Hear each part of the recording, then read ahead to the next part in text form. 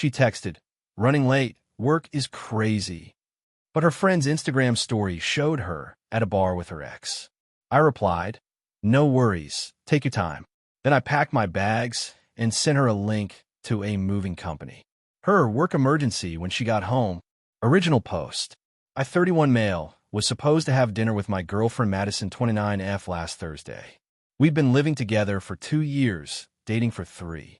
Had reservations at this Italian place she'd been wanting to try for weeks. At 6:30 p.m., I get a text. "Madison, babe, I'm so sorry. Running late. Work is absolutely crazy. This client is having a meltdown. Rain check on dinner? I'll make it up to you, red heart. Me, that sucks. Want me to bring you food? Madison, no, we ordered in. Probably gonna be here till midnight. Don't wait up. Cool." Canceled the reservation, ordered Chinese, settled in with Netflix. Around 8 p.m., I'm scrolling Instagram when I see her friend Natalie's story. There's Madison at Brewster's, this upscale bar downtown, wine glass in hand, laughing. And next to her, Diego, her ex from college who randomly moved back to town 3 months ago. The story caption, "Reunion vibes? Some things never change, clinking glasses." I sat there staring at my phone. Rewatched it 3 times to make sure I wasn't seeing things. That was definitely Madison, wearing the dress I bought her for her birthday. The one she said made her feel special.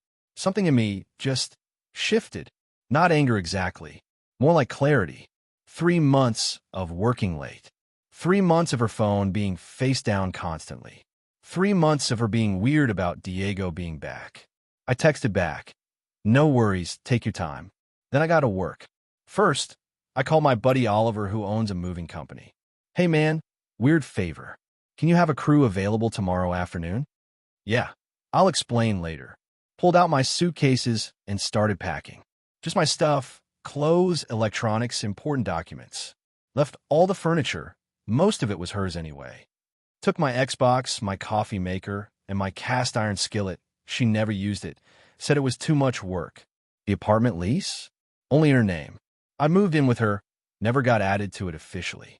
She'd insisted it was easier this way for some tax thing I never really understood. Turns out that worked in my favor. Texted my brother, "Can I crash at your place for a bit?" Long story. We'll explain tomorrow. Found a storage unit online, booked it for the month.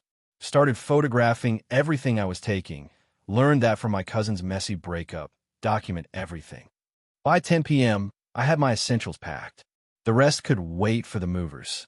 Sat down on her laptop, she'd left it open, logged into everything as usual, and typed up a simple document.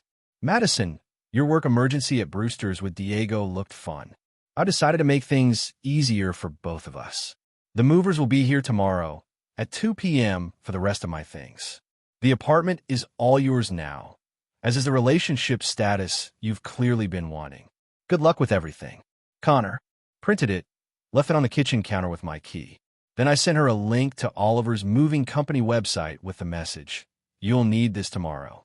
Already paid for it. Grabbed my bags, took one last look around, and left. She could explain to Diego why she was suddenly available full-time.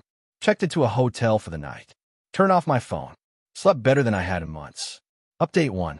Woke up Friday morning to 73 missed calls and about 200 texts. Turned my phone back on and watched the evolution of panic in real time. 11:47 p.m. Just got home. Where are you? 11:52 p.m. Connor, your car isn't here. 11:55 p.m. What is this note supposed to mean? 12:03 a.m. This isn't funny. 12:15 a.m. We need to talk about this. 12:34 a.m. You can't just leave. 1:45 a.m. Please answer your phone. 3:22 a.m. This is insane behavior over a misunderstanding. The voicemails were better. Started confused, escalated to angry, devolved into crying. My personal favorite was the one where she tried to explain that Diego was just consulting on her marketing campaign and Brewster's was the only place they could meet. Right? Because nothing says professional meeting like wine and her party dress. Around noon, her mom started calling. Lorraine had always been intense. Ignored those two. Met the movers at the apartment at 2 p.m. Madison had taken the day off work, probably her first real emergency. She was there, mascara smudged, still in yesterday's clothes. Connor, thank God. We need to talk about this. Hey, Madison, these guys are here for my stuff. Should take about an hour. You can't be serious. You're ending 3 years over a drink. Oliver's crew started loading boxes. Professional, efficient. I'd marked everything clearly. I'm ending 3 years over lies, Madison. The drink was just how I found out. Diego showed up while we were loading my desk. Because of course he did. Bro, this is all a misunderstanding. Diego, right? Man, you can have her. No hard feelings. She's all yours. He actually looked offended. It's not like that. We're just friends. Madison jumped in. See? We're just friends. You're being completely irrational. Friends who need to meet at bars while lying to their partners about working late? Cool friendship. Her mom arrived as we were loading the last boxes. Lorraine came in hot. Connor Mitchell, you stop this right now. You don't throw away a relationship over jealousy. Not jealous, Lorraine. Just done. Madison made her choice. What choice? Having a drink with an old friend? I pulled out my phone, showed her Natalie's story. That's her work emergency. She lied to my face, canceled our plans, and went out with her ex. That's the choice. Lorraine turned to Madison. You told me you were working. The look on Madison's face was priceless. Caught lying to mommy, too. As the movers finished up, Madison tried one more time. Where are you even going to go? That's not your concern anymore. This is so immature. Running away instead of talking like adults. Talking? Like when I asked about Diego 3 weeks ago, and you said I was being paranoid. That kind of talking. Silence. Connor, please. I love you. It was just drinks. If it was just drinks, why lie about it? She didn't have an answer for that. Left with the movers. As we drove away, I saw Diego comforting her on the steps. Perfect. He could deal with her now. That night at my brother's place, the real campaign started. Madison got creative with her contact attempts. Emails, DMs on every platform. Even reached out through LinkedIn. Seriously? The best was when she Venmo'd me 1 cent with a message, "We need TO talk," in the comment. Sent it back with no thanks. Then came the flying monkeys. Her sister, her friends, even her coworker Jerome, who I'd met like twice. All with the same script. You overreacted. She made a mistake. Don't throw away something beautiful. Beautiful? Lying to your partner to hang with your ex is beautiful. But the peak entitlement came Saturday morning. She showed up at my brother's place at 7 a.m., banging on the door. I know you're in there. We're not done. My brother answered in his boxers. Madison, it's 7 in the morning. Where is Connor? He needs to stop being dramatic and come home. He doesn't want to see you. I don't care what he wants. He doesn't get to just E&E things. Actually, I call from inside. That's exactly what I get to do. She pushed past my brother. Full makeup, hair done, wearing the outfit she knew I liked. Connor, baby, please. Let's go home and talk about this. There is no home. There's your apartment. Our apartment. Nope. Lease is in your name only. Remember? You insisted. Her face went red. You've been planning this. I've been planning this since Thursday night when I saw you with Diego. So like 36 hours. That's not fair. What's not fair is lying to my face while you're out with your ex. She actually started crying. Real tears this time. It didn't mean anything.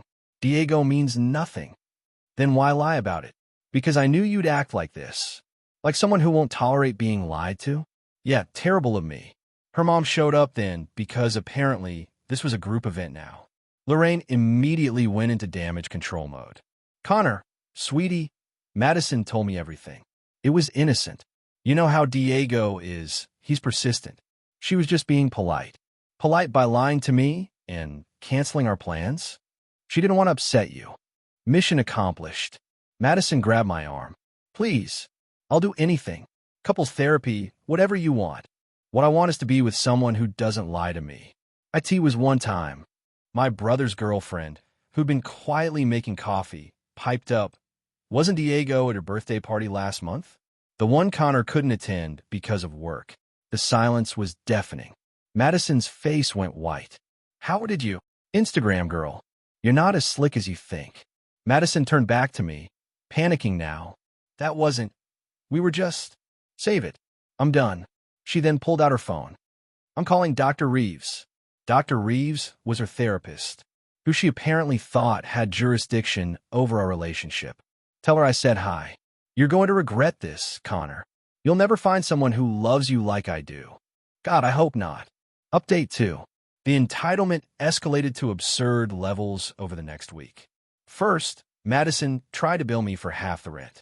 Sent me an actual invoice through PayPal for $1,100 with a note, your share, due immediately. I responded with a screenshot of our text conversation where she said, don't worry about rent, babe. I've got it covered this month since you helped with my car repairs. That was from 2 weeks ago. She'd conveniently forgotten. She then claimed I stole things from the apartment. Posted on social media that I took sentimental items that belonged to her. The items in question? My grandmother's cookbook and a painting MY's sister made. When people called her out in the comments, she dirty deleted the post. Tuesday, I get a call from our mutual friend group's organizer, Amanda. Connor, Madison says you're spreading lies about her. I haven't said anything to anyone except my brother. She says you're telling people she cheated. I haven't. But interesting, that's where her mind went. She says it was just drinks. Then why is she worried about cheating rumors? Amanda paused. Good point. The friend group imploded after that. Turns out I wasn't the only one who'd noticed Madison being sketchy with Diego. Her friend Bethany admitted she'd seen them at lunch together multiple times when Madison had told me she was with clients. Thursday was when Diego decided to reach out man-to-man.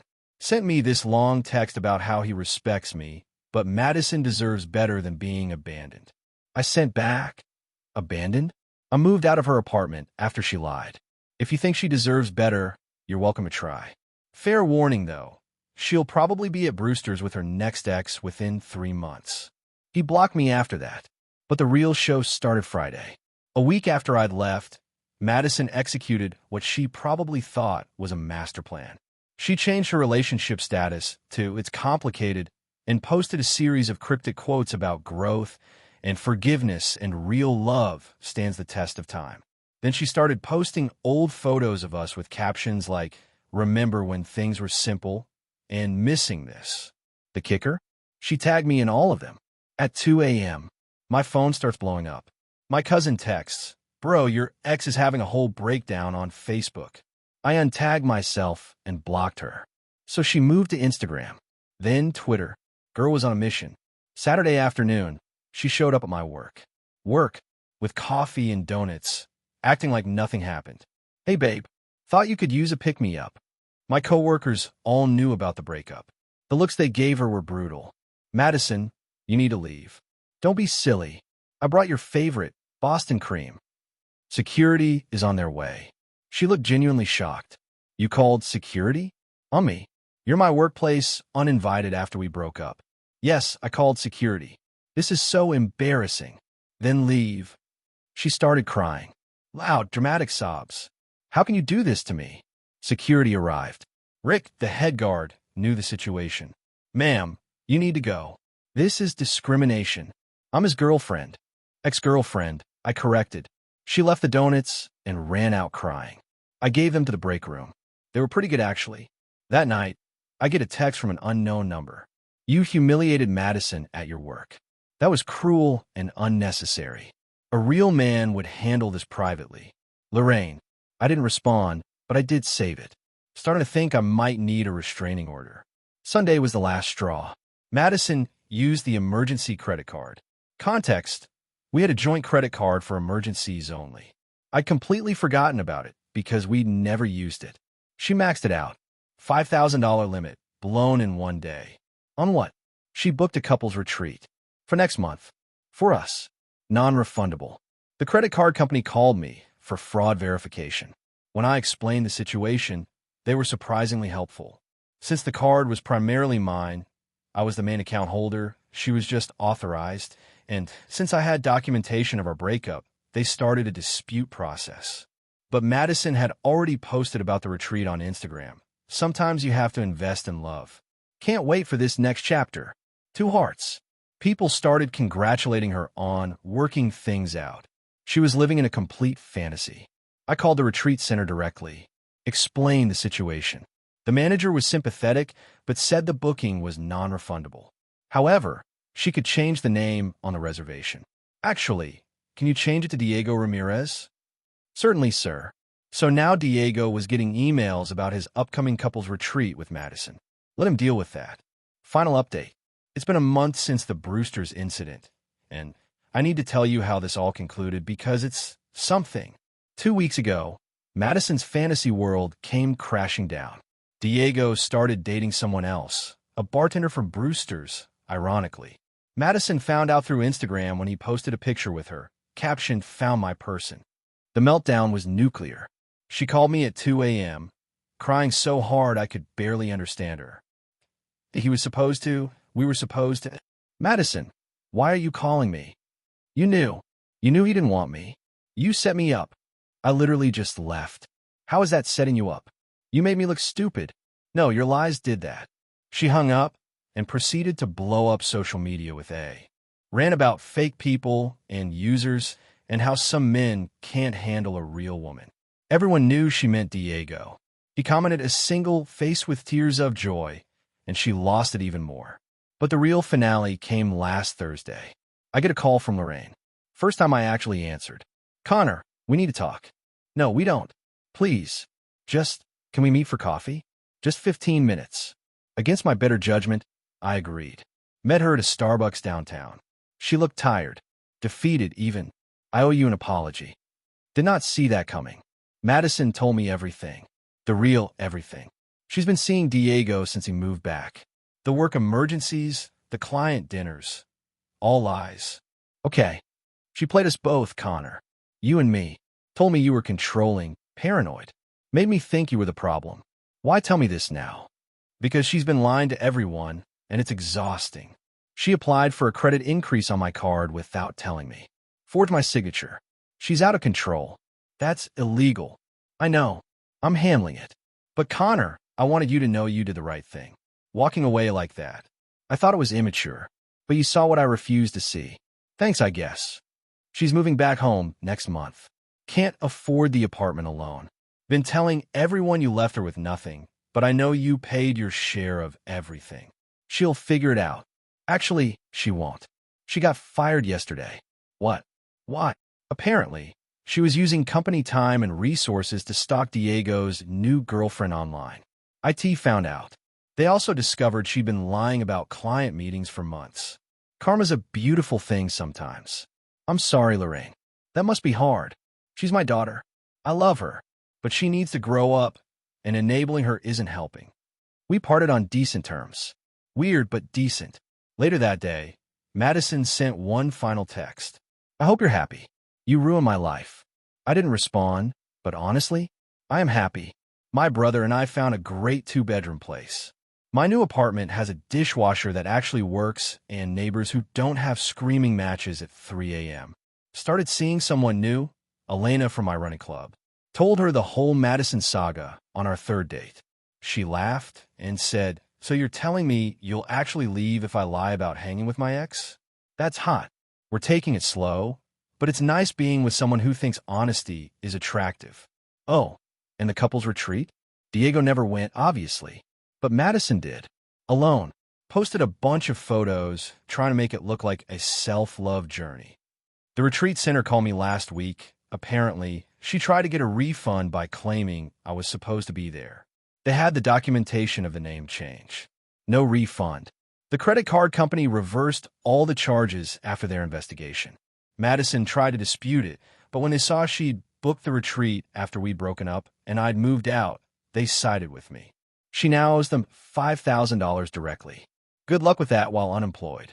Last I heard through the grapevine, my brother's girlfriend follows Natalie, who still follows Madison. She's living with her parents, working part-time at a vitamin store. Diego blocked her on everything. She tells anyone who'll listen that I'm a narcissist who abandoned her. Started a TikTok about healing from toxic relationships. It has 12 followers. The funniest part? She's apparently been telling people I begged her to take me back, but she refused because she deserves better. One of our mutual friends showed me the messages. It's wild how she's rewritten history in her head. But here's what I learned. When someone shows you who they are through their actions, believe them. Not their words, not their tears, not their promises, their actions. Madison showed me she was someone who could lie to my face while wearing the dress I bought her to meet up with her ex. That's all I needed to know. The dramatic exit? Not revenge, just self-respect. The packed bags and movers? Not petty, just practical. I didn't owe her a conversation about her lies. I didn't owe her another chance. I didn't owe her anything except the courtesy of leaving her life as quickly and cleanly as possible. She wanted to have her cake and eat it too. Instead, she got left with the bill. And honestly, the look on her face when a mover showed up while Diego was there trying to maintain his just friend story, worth every penny of that hotel room. Life's too short to date people who think you're too stupid to figure out their lies. Madison thought she was playing 4D chess while I was playing checkers. Turns out, I just decided not to play at all. Game